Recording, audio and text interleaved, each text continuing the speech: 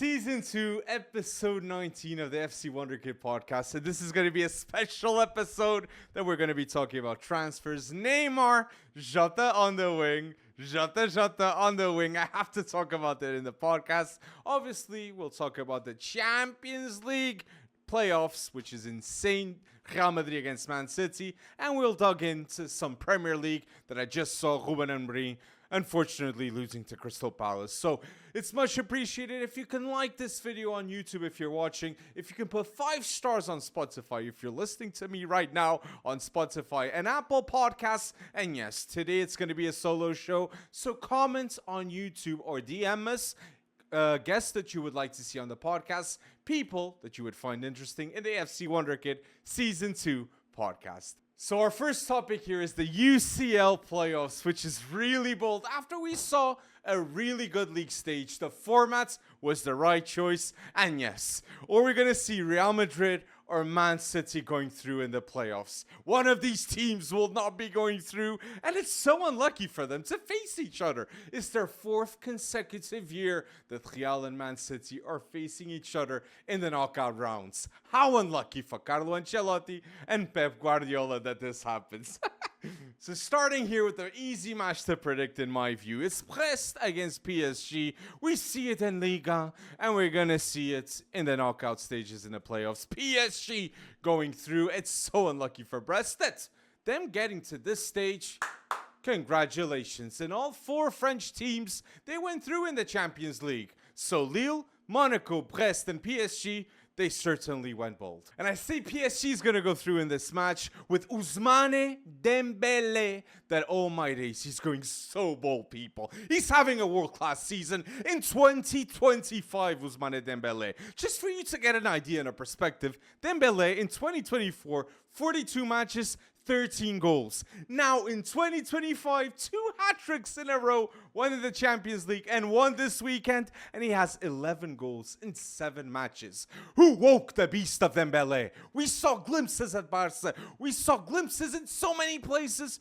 but now at PSG, it seems like with no Kylian Mbappe, Dembele wants to be the king of Paris. And I say Dembele is the king, the prince of Paris is now João Neves. And I must talk about João Neves here in episode 19.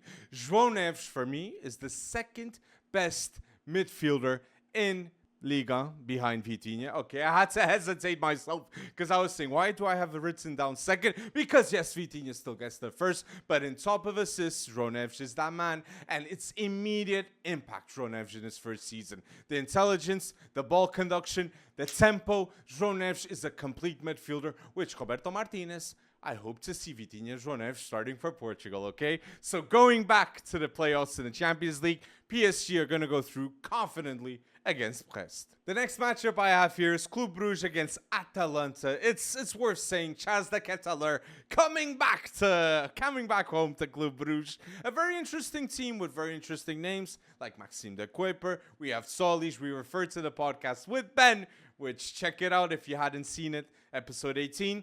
But yes, Atalanta are a much better team than Club Brugge in my point of view. It will have a lot of goals, this match, these 2 matches. But yes, Gasperini ball, Lukman, Martin Darun. I see Scalvini's finally back. There are many fantastic factors for Atalanta. And even though they've had recently their form hasn't been the best, I'm gonna go with Atalanta winning this match. And look, this is the fixture of unpredictability in my point of view. Juventus against PSV Eindhoven. PSV, that is a wonderful team with Peter Bosz.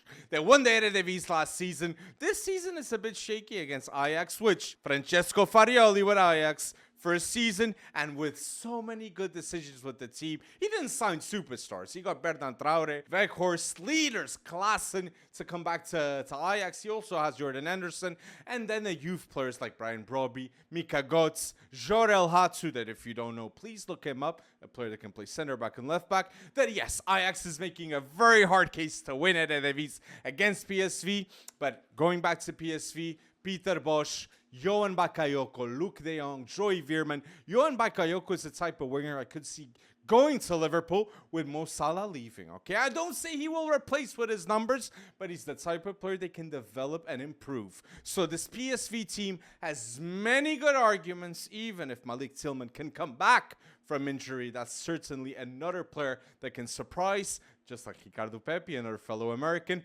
But Juventus is now back. Juventus has Colomwani now. Juventus has Renato Veiga now that had a fantastic debut for Juventus in his first game. 4-1 win, starting losing, remontada. We saw Colomwani having a great impact in the way he moves. A proper number 9 with Thiago Motta's system. So Juventus against PSV.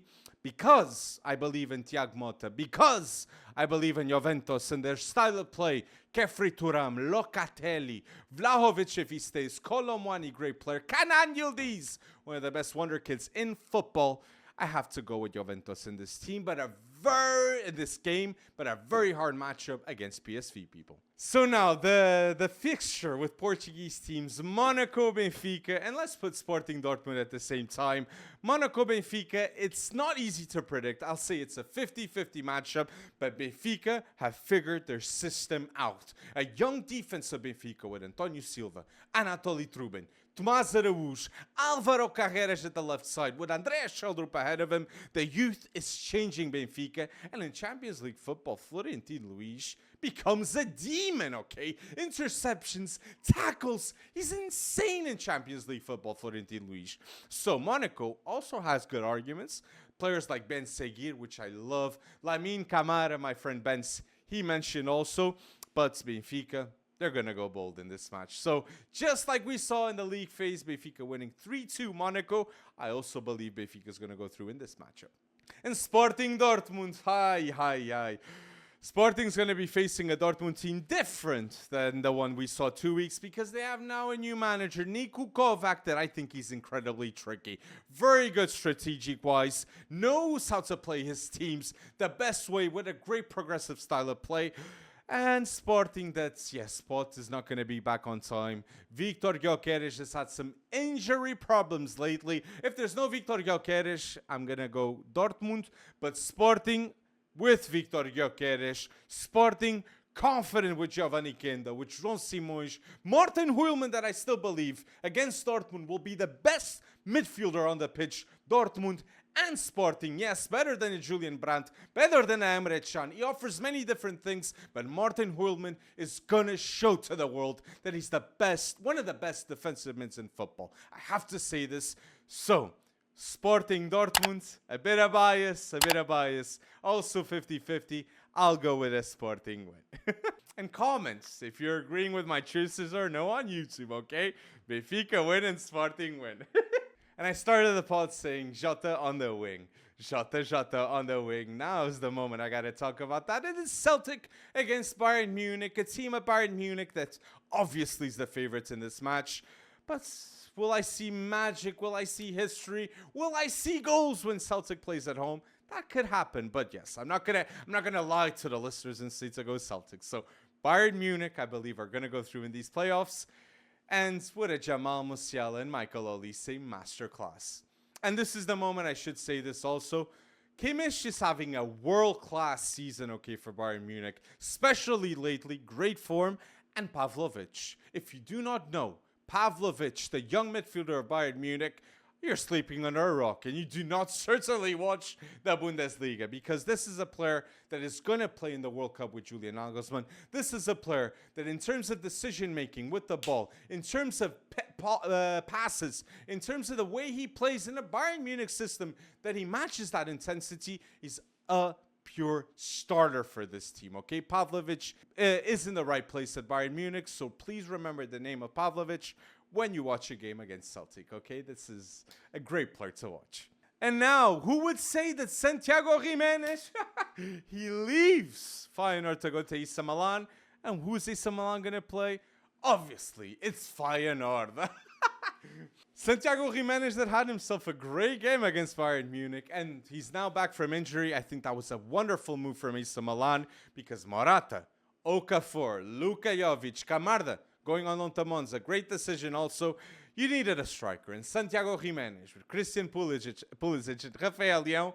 That's exciting to see in the Champions League and obviously in Serie A, because getting top 4 right now is nearly a miracle, okay? It's incredibly difficult for the Rossoneri to do so. So, talking back about this game, Feyenoord also with a Hanchko, with a Quinton Timber, with Igor Paixão. They'll have their own arguments and great players, but still, I think Sérgio Conceição in knockout stages, we saw it with Porto in the past, incredibly tricky manager, very good in terms of studying his opponents, and yeah, you will not want to go to the locker rooms after losing a game in the Champions League with Sérgio Conceição. And you can say, oh yeah, but that's any manager. No. Not with Sérgio Conceição. I'll say that again. That guy must go bonkers. So, I'll go AC Milan because I think this Jimenez move, they're going to be improving now in the short-term period, in the near future, sorry. And the last one, very hard to predict. It's Man City against Real Madrid. And look, Real Madrid is a team that they lose to Espanyol this weekend. And I know they can beat a Bayern Munich. They can beat a Man City. They can beat any team in the world but Barcelona this season. The next game, okay? So, but Barcelona, oh yeah. Real Madrid, Man City.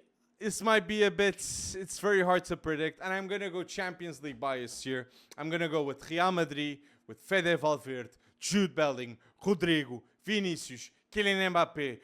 The names is absolutely insane.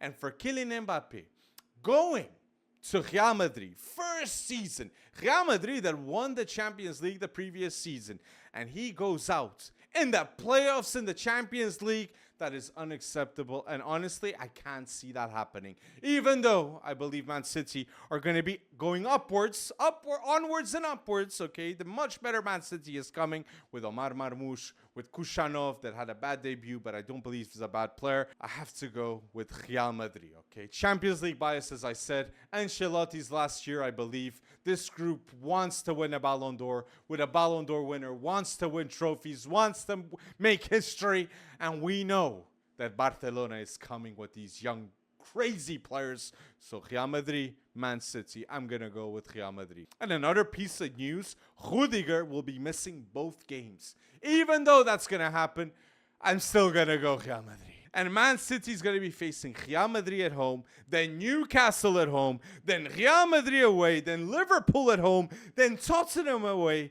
These fixtures is so difficult for Pep Guardiola. So understandably, he's saying to the board, look, I need new players. So Marmoush came. Nico Gonzalez is rumoredly going to come. I'm going to talk about that at the end of the pod. So yeah, let's see what's going to happen. But back to it, Real Madrid win.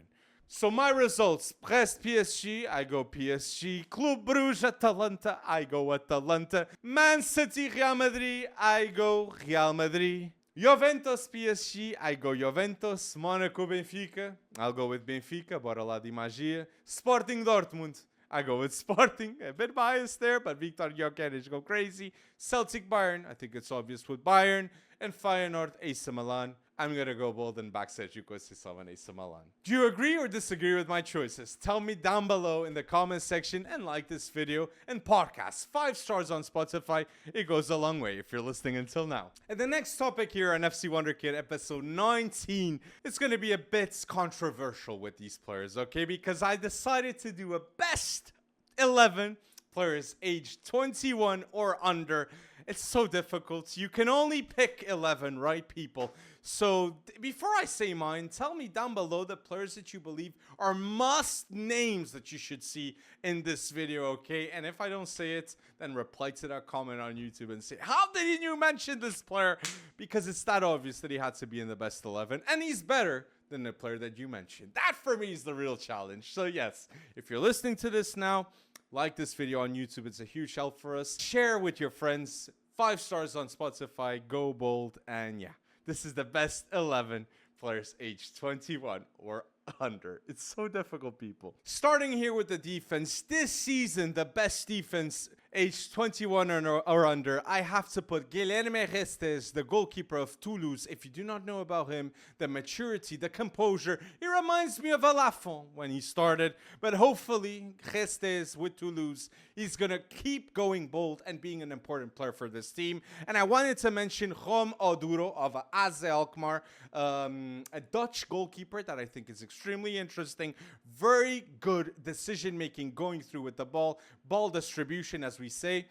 And yes, these are the two best goalkeepers, I believe, age 21 or under. But look, goalkeepers is a position that in 5 years' time, I'm sure there's going to be other names that should have been must-mentions, like Mike Penders is a bold statement. André Gomes of Benfica, I think he's very good behind Anatoly Trubin at the club. So yes, there's a lot of goalkeepers, but my choice is Guilherme Restes. I might as well say all of them, right? So my goalkeeper is Restes. My left back is Milos Kerkez, ahead of Alejandro Balde, ahead of Alvaro Carreras. That was a tough choice. My two center backs are Dean Huijsen and Pau Cubarsí, and my right back is a player that is also a center back. He's one of the best players in Liga Portugal. In my league, okay, the Portuguese league, is Tomás Araújo, that he had a masterclass against Juventus. He's a phenomenal player that you have to know of the Portuguese league. And I'm sure if you don't know him, you're going to see him with Portugal or in the near future. Hopefully, no. He stays at Benfica long term, but he will be at a top club after Benfica. European giant, because Benfica is already a top club. But special mentions to Diomande, also a fantastic center back in the Portuguese league. Jorel Hatu, Leni Oro, that I believe is going to develop throughout the years with Ruben Amorim.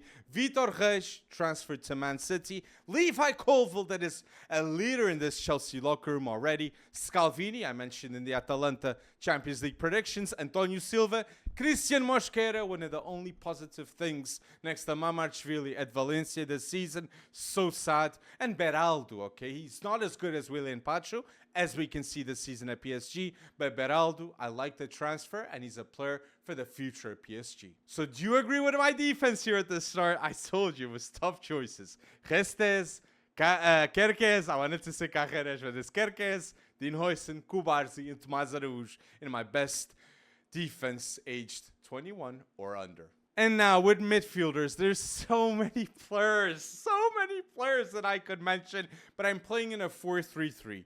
So there must be an attacking midfielder that's going to be snubbed. So my best midfield, aged 21 or under. For me, it's mandatory to put Jude Bellingham. The man is the most important player next to Vinicius Jr. at Real Madrid currently. I have to put Florian Wirtz, that for me, he's the best player in the Bundesliga, ahead of a Harry Kane. Marmoush left, so it makes me an easier answer to say Florian Wirtz.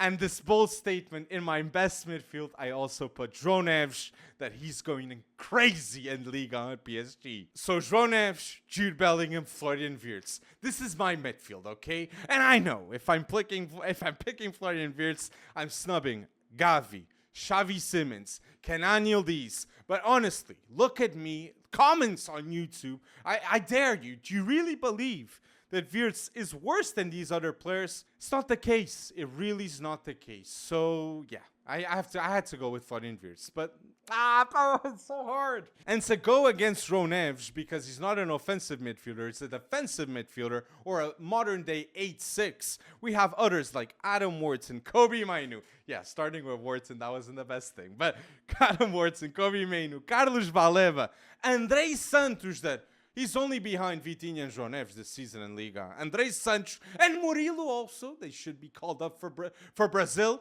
And look, they should have some minutes for this national team, that they need use. They need something different.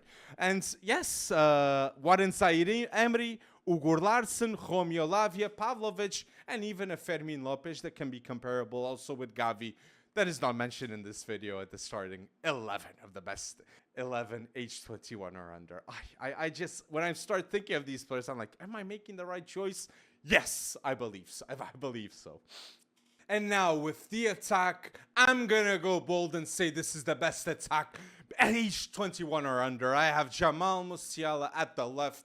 I have Lamine Yamal at the right. Who can I pick instead of Lamine? It's impossible. The best player on this team, okay? And my striker, ahead of Benjamin Sesko, ahead of Rasmus Højlund, ahead of Hendrik, ahead of Matthijs Tel. I'm going to go bold and say Samu of Football Clube do Porto. The second best striker in the Portuguese league, only behind Victor Gyökeres. He's been an immediate impact for this team, and I'm very confident that in the 2026 World Cup, we will see Nico Williams, Samu, and Lamine Yamal for the Spanish national team. I told you I went bold.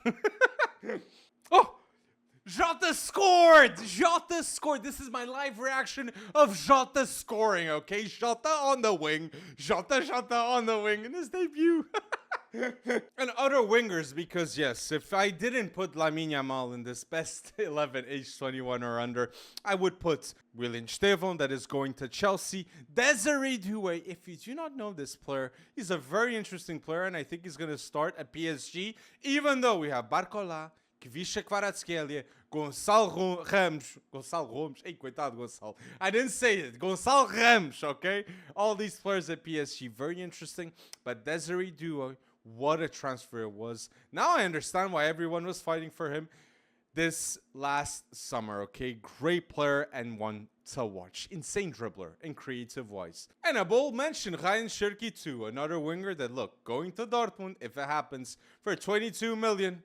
That could be bold. And Savio, but I think Savio has less potential than Estevão, less potential than Kinde, and obviously less potential than Lamine Yamal. I couldn't do that, right?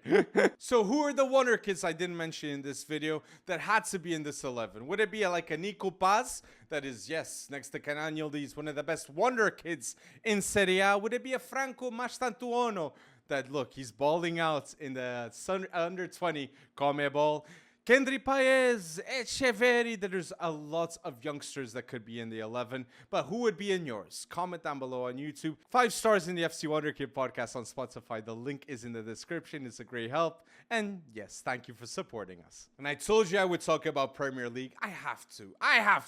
After seeing Aston Villa going bold in the transfer window. Villa's the description of going bold, because selling Moussa Diaby and Jean Durand to Saudi Arabia for 130 million. People were saying Chelsea was using Saudi Arabia. Villa is the team that is using Saudi Arabia. It's insane. How does a Man United sell Casemiro to Saudi already, okay? That's insane. Insane. But yes, talking more about this deal of John Durand. John Durand is going to be earning per month 1.4 million, per year 16.7 million, per day 46,000 per day. He's going to be playing next to Cristiano Ronaldo. He's going to be one of the most talked strikers in football, because yes, Saudi Arabia is going to have that influence. He won't be playing elite football. That's a fact. Only in Europe you play elite football currently in the world.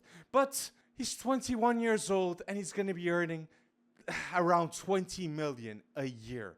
20 million. He can come back to Europe when he's 23, 24 as a multi-millionaire, and with the ambition of wanting to conquer football. It didn't go well for Neymar. It didn't go well for Jota, but who knows? Maybe it goes well for John Durand. That yes, the guy is a bit of a, I won't say he's crazy, because I think he's a crazy good striker, but John Durand is a bit quirky, okay? He likes to have fun in ways that maybe other people would say that's a bit too much, okay? Colombian striker going nuts sometimes. So the duo of John Durand, Cristiano Ronaldo, and Al Nassr, that is going to be interesting to watch, okay? And it happens because Talisca leaves, okay? Talisca leaves to Fenerbahce, a legend of Al Nassr. But as I said, John Durand leaves. And who comes in? Marcus Rashford comes into Aston Villa. Look, am I excited for Marcus Rashford at Aston Villa? No, because I'm a Ruben Amorim advocate. I'm a Ruben Amorim supporter. And I think for Rashford, a Man United supporter, not having the ambition to be the best version of himself at Man United, I think that's a bit nuts, personally. But even though it's a new fresh start, it's a new time to shine, and it's a new environment. Something that I think Marcus Rashford needed, not for months, years he has needed this move, okay? So Aston Villa with Monchi, with Unai Emery, they deserve the praise. They deserve this opportunity because they're fighting for European competitions in the Premier League. They're in the Champions League. They went through in the top 8. That Bayern Munich, that Real Madrid, that Man City didn't manage to do that, okay? So they deserve this opportunity of having a player of the caliber of Marcus Rashford. Well, what am I saying? Of the caliber? No, they deserve this opportunity of maybe having a player that I believe can have the potential that Marcus Rashford had beforehand. He had glimpses of world class, okay? He was never world class consistently, but he had glimpses. So let's see if Unai Emery with this opportunity can make that happen again, and I'm still skeptical, okay? And it's mad to see that we're going to see an Aston Villa with João Felix, with Asensio, with Marcus Rashford in this season, okay? If you spoke to me like 5 years ago, I'd say to you, mate, that's impossible. That's impossible. Yet, it happens. And last thing on Aston Villa, they deserve the praise, not because just of Monchi and Unai Emery, but because of the players that are staying there and they're becoming the backbone of this team. Aston Villa is a team that's going to stay at the top in the Premier League because Watkins, I don't believe he's going to leave. Tielemans, Emi Martinez, McGinn, Konsa, Mings, I don't see these players leaving the club soon. Digne, Mate Cash, Morgan Rogers is absolutely elite. I'd say Morgan Rogers is better than Jack Grealish. If he leaves for 100 million, Jack Grealish, let's see for how much does Morgan Rogers leave this team at Aston Villa that don't need to sell, even though they sold John Durant for the fee they did. So they deserve the praise. Aston Villa is a top team in the Premier League that is here to stay. And now is the moment. It's a bit sad that I have to talk about this in these circumstances. It's Ruben Amorim, man. It's a team of Ruben Amorim that I look here at my notes. I see a team that at home in the Premier League under Ruben Amorim in 7 games at Old Trafford, they lost 5 matches, okay? I didn't think it would happen, okay? But this just shows how bad the collective of Manchester United is. It's not the individual players. You have talent. Maguire shows good moments sometimes. Ugarte obviously has good moments. Kobe Mainu playing at the 10 in Europa League. That was insane. A goal and an assist. Mainu is the new 10. A player that is as good as Foden, as Palmer. He's as good as Morgan Rogers. Man United fans are so reactive. But Ruben plays Mainu at the 10 because he has no other solutions. It's so sad for me to know and see a manager that I think Ruben Amorim, I've said it, Ruben Amorim has the potential to be the best manager in the world with his own identity. It's sad. It's so sad for me to see what's falling and happening at Manchester United. Only 14 points in his 13 matches in the Premier League. It's sad. And it's a consequence of the poor collective, the poor recruitment, poor transfer windows until now. And look, in the first transfer window of Ruben Amorim, we're gonna leave it in a perspective of 6 months' time and say he did a good job.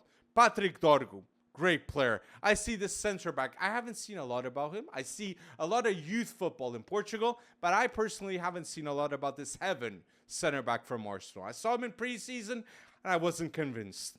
So maybe he's the center back that's going to develop and improve a lot with Ruben, but I'm skeptical. And for Ruben Amorim, in the month of January, only having one transfer in, which is Patrick Dorgu, that fits fantastically the left wing back position, shows a bit of Ruben Amorim in that transfer. Great job, Man United, in getting him. But the only transfer? Come on. It's sad. So I hope in the next few days we see a lot of moves and Manchester United, not just having Patrick Dorgu coming in, but other players too. Like Matthijs Tel. That look, if Matthijs Tel comes to Man United, which I believe he would accept Manchester United faster than going to Tottenham and Arsenal, it's playing under Ruben Amorim. It's playing with a team that can change the path, change the future of Manchester United. Rashford out, Matthijs Tel in. Look, for his career, it's game-changing. So I would love that deal to happen. The mobility, the finishing. He fits the Ruben Amorim system better than Xerxes and Højlund. So Patrick Dorgu, Matthijs Tel, these are the types of moves that are good moves at the start of Ruben Amorim. No more silly transfers. United fans do not deserve that. And a bold prediction, I might say this, okay? Patrick Dorgu, left wing back. What a move it is. And the favorite and the option number one for Ruben Amorim to be playing in the right wing back, I have no doubts that it's Giovanni Kinda. People often ask me, is Manchester United getting Gyökeres? Is Manchester United getting Gyökeres?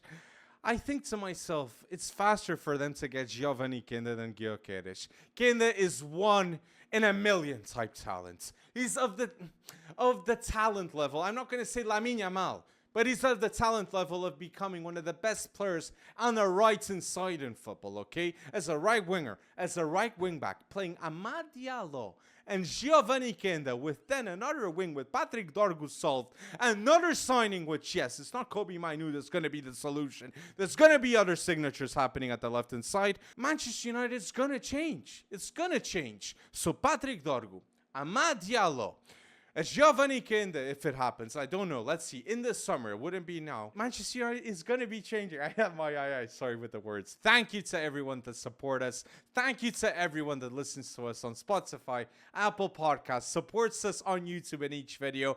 Each like, each comment is so important. And comments on YouTube, DM me on Instagram, do anything to contact us, and we will answer your questions on FC Wonderkid podcast in the near future, okay? Episode 20, I guarantee you we will be mentioning listeners that comment on YouTube, that comment on Apple, that comment on Spotify. We will be attentive on those platforms to see if you're supporting, and yeah, going bold. And I wanted to end the pod with transfers, and I had to talk about here Neymar Jr. coming back home. The Prince voltou a casa. He came back home. The king is Pelé. The Prince is Neymar. Naturally so, because, yeah, Pelé won 3 World Cups. That was insane back in the day. And Neymar has the ambition to win a World Cup. And that's why I believe he goes back to Santos. He goes back to Villa Belmiro. He goes back to somewhere he's loved, somewhere he can develop, somewhere he can feel at home and do his best and not be judged consistently, okay?